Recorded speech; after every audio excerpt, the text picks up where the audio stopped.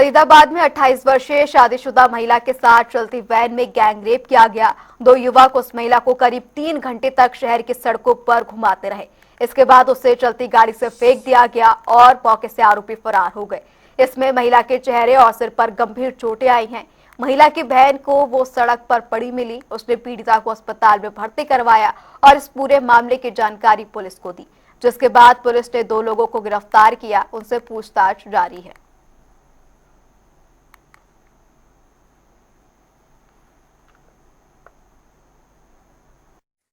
रात को 3:30 बजे फोन आया था मेरे पास। अच्छा। रो रही थी, वो कुछ नहीं बोल रही। आधे घंटे तक तो मैं बात करती रही उससे। फिर मैं वहाँ पे गई तो देखा उसका भी ये फटा हुआ था। अच्छा। मैंने उसको जैसे कैसे गाड़ी में लिटाया, मेरे घर वाले की तो उसमें लिटाया, मैंने डीके ले गई। अच्छा। डीके में लेके गई, वहाँ पे उसको अंदर टीके लगवाए। उन्होंने दिल्ली के लिए रेफर कर दिया। दिल्ली के लिए रेफर कर दिया, उन्होंने स्टेट बाहर कर दिया। वहाँ से लेके आए, फिर वहाँ से आके हॉस्पिटल में एडमिट कर दिया। यहाँ पे अच्छा। उसे होश नहीं था बिल्कुल भी। लड़की रहती कहाँ है? कल्याणपुरी में रहती है। शादीशुदा है? मेरे को यही कहते हैं कि मम्मी से काफी दिन से बहसबाजी हो रही है, मेरा दिमाग खराब हो रहा है। मैं फ्रेंड के घर जा रही हूँ। अच्छा। मेरी वीडियो कॉलिंग पे बात भी हुई थी। मैंने अपनी बेटी से बात कराई थी, उनका मौसी से बात कर ली। 5 मिनट उसने मेरे से बात करी। बस इतना कहकर उसने फोन काट दिया। मेरे को मेट्रो मोड़ तक 3 नंबर मस्जिद के वहाँ खड़ी हुई, कह रही थी ऑटो ढूंढ रही हूँ मैं। बस इतना कहकर फोन काट दिया। कोतवाली में एक दुष्कर्म का मामला सामने आया था, जिस पर पुलिस द्वारा त्वरित कार्रवाई करते हुए दुष्कर्म की धाराओं के अंतर्गत मामला दर्ज किया।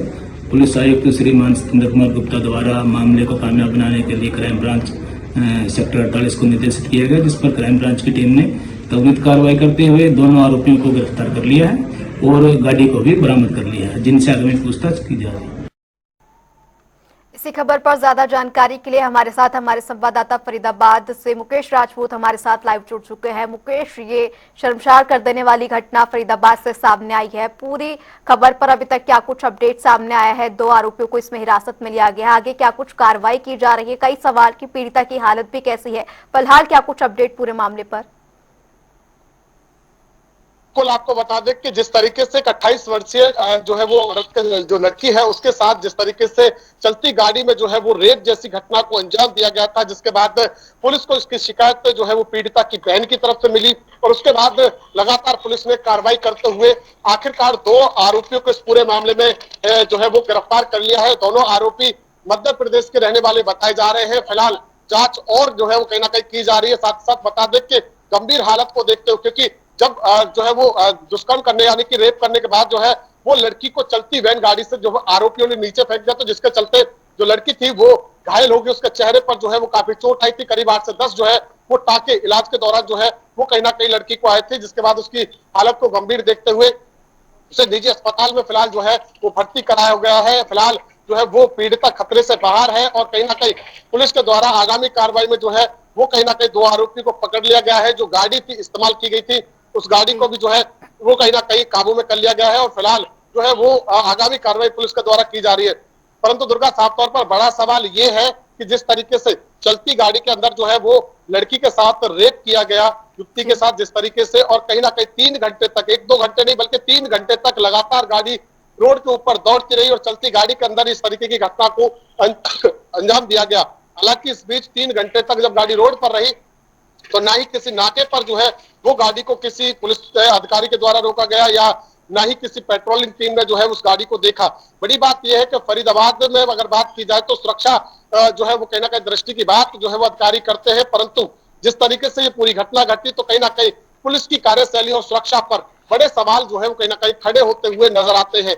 हालांकि महिला सुरक्षा को लेकर हर बार जो है वो हरियाणा पुलिस जो है वो दम भरती है, परंतु हरियाणा पुलिस का ये जो दम है वो फरीदाबाद की इस घटना से जो है वो दम तोड़ता हुआ नजर आता है। हालांकि बाद में जो है वो पुलिस आरोपियों को गिरफ्तार कर लेती है और आगामी कार्रवाई करने की बात कर रही है। जी दुर्गा।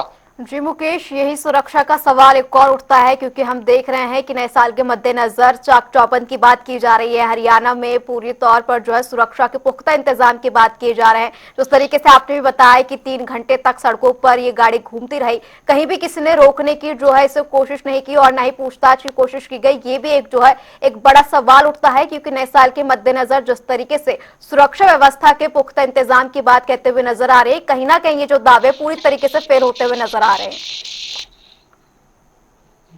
देखिए दुर्गा, बिल्कुल साफ तौर पर, क्योंकि 3 घंटे तक गाड़ी जिस तरीके से रोड पर रही और रोड पर चलती गाड़ी के अंदर इस जो है वो घटना को आरोपियों ने अंजाम दिया। हालांकि इस बीच देखिए नाके भी कहीं पड़े होंगे, हो सकता है पेट्रोलिंग गाड़ी भी जो है वो कहीं खड़ी होगी, परंतु बड़ी बात यह है कि ना ही किसी ने रोका और ना ही किसी ने टोका।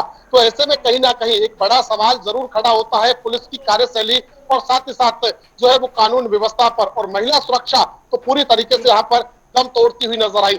हालांकि अब ये दावा किया जा रहा है कि सुरक्षा व्यवस्था बढ़ा दी गई है, पेट्रोलिंग टीम जो है वो बढ़ा दी गई है, परंतु घटना होने के बाद आखिर इन तमाम चीजों को किया जाए तो वो किस काम की है। ये सुरक्षा व्यवस्था, हालांकि नया साल जो है वो नजदीक है, कल जो है वो 1 जनवरी है, नया साल का जो है वो कहीं ना कहीं मौका है और ऐसे में जो सुरक्षा दृष्टि है वो कहीं ना कहीं सुरक्षा व्यवस्था है उसको चाक चौबंद जो है वो पहले से ही किया जाता है। परंतु बड़ी बात है कि ये जो सुरक्षा व्यवस्था है ये आखिर कहाँ थी। लड़की की आबरू लुटती रही और पुलिस जो है वो कहीं ना कहीं दूर दूर तक नजर नहीं आई और पूरी तरीके से कहीं ना कहीं कई सवाल खड़े करती है। परंतु बाद में अब जो है वो घटना होने के बाद अब पुलिस दावा कर रही है कि जल्द से जल्द जो है वो कार्रवाई की गई है। मुकदमा तुरंत जो है वो बयानों के बाद दर्ज कर लिया गया है। आरोपियों को भी जो है वो जल्द से जल्द गिरफ्तार कर लिया गया है और आगामी कार्रवाई की जा रही है। परंतु बड़ी बात यह है कि घटना होने के बाद में आखिर जो पुलिस की नींद क्यों खुलती है, क्योंकि पहले ही ये जो नाके होते हैं सही तरीके से लगाए जाते हैं या गाड़ियों की चेकिंग बारीकी से होती तो कहीं ना कहीं ये चीजें नहीं हो पाती। जिस तरीके से पहले भी हमने कई ऐसी घटना देखी है, जिस तरीके से फरीदाबाद के अंदर भारी मात्रा में अमोनियम नाइट्रेट पकड़ा गया, उसके बाद एक गाड़ी थी रेड कलर की इको स्पोर्ट, वो दिल्ली से फरीदाबाद जिसकी तलाश एनआईए की टीम दिल्ली पुलिस को थी, उसको लेकर वो फरीदाबाद तक वो घुसाया। तो ऐसे में बड़ी बात, उसके बाद जो है वो सुरक्षा व्यवस्था को चाक चौबंद किया गया। यानी कि घटना होने के यानी कि पूरा जो घटनाक्रम है वो हो जाता है, उसके बाद कहीं ना कहीं पुलिस जो है उसकी नींद खुलती है। तो यह यहाँ पर भी ऐसा ही देखने को मिला है कि घटना जो आरोपी थे उन्होंने अपनी घटना को अंजाम दे दिया और उसके बाद जी जो है मुकेश, कई सवाल इस पूरे मामले में देखने को मिलते हैं और आगे भी जो है कई सवाल खड़े होते हुए नजर आएंगे। आप इस पर नजर बनाए रखिए, आपसे अपडेट लेते रहेंगे। तमाम जानकारी के लिए आपका बहुत बहुत शुक्रिया।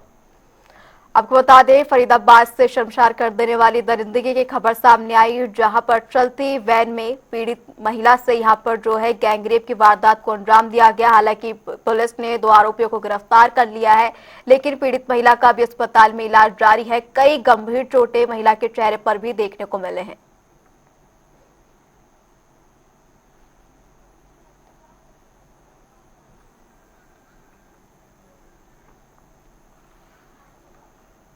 आपको बता दें, फरीदाबाद से निर्भया जैसी दरिंदगी की एक दर्दनाक खबर सामने आई, जहां पर पीड़ित महिला से 3 घंटे वैन पर यहां पर गैंगरेप की वारदात को अंजाम दिया गया, जिसके बाद आरोपियों ने चलती कार से महिला को बाहर फेंक दिया। महिला का भी अस्पताल में इलाज जारी है, लेकिन पुलिस की ओर से इस पूरे मामले में 2 आरोपियों को गिरफ्तार किए गए। इसी बीच सुरक्षा के लिहाज से कई सवाल खड़े होते हुए नजर आ रहे हैं। जिस तरीके से हमारे संवाददाता ने भी जानकारी दी कि सुरक्षा के मद्देनजर और जिस तरीके से नए साल की शुरुआत है, इस बीच उस तरीके की घटना सामने आना कहीं ना कहीं सुरक्षा के दावों की पोल खोलती हुई नजर आ रही है।